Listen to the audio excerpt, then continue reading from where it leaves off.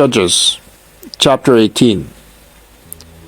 In those days there was no king in Israel, and in those days the tribe of the people of Dan was seeking for itself an inheritance to dwell in, for until then no inheritance among the tribes of Israel had fallen to them. So the people of Dan sent 5 able men from the whole number of their tribe, from Zorah and from Eshtaol, to spy out the land and to explore it. And they said to them, "Go and explore the land." And they came to the hill country of Ephraim, to the house of Micah, and lodged there.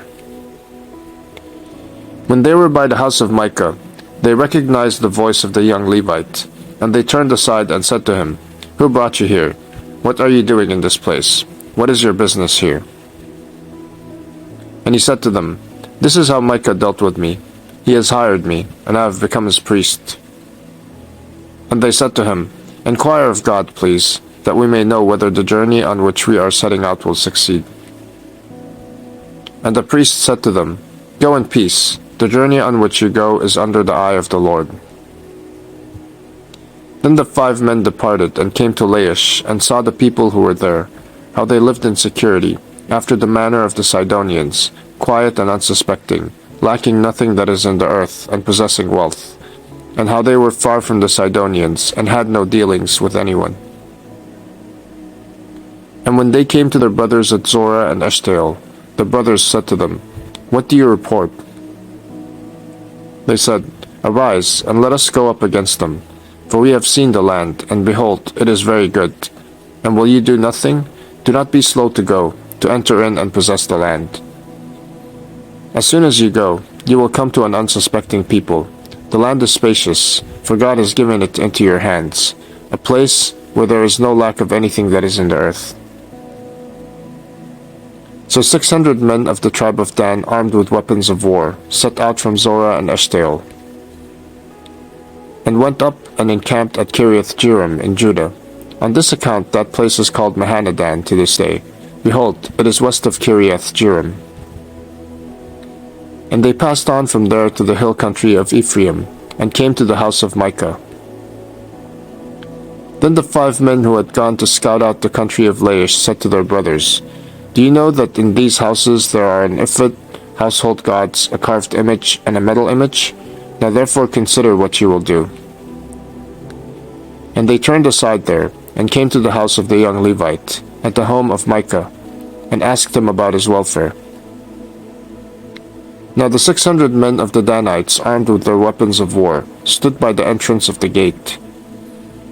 And the 5 men who had gone to scout out the land went up and entered and took the carved image, the ephod, the household gods, and the metal image, while the priests stood by the entrance of the gate with the 600 men armed with weapons of war. And when these went into Micah's house and took the carved image, the ephod, the household gods, and the metal image, the priests said to them, "What are you doing?" And they said to him, "Keep quiet. Put your hand on your mouth, and come with us, and be to us a father and a priest.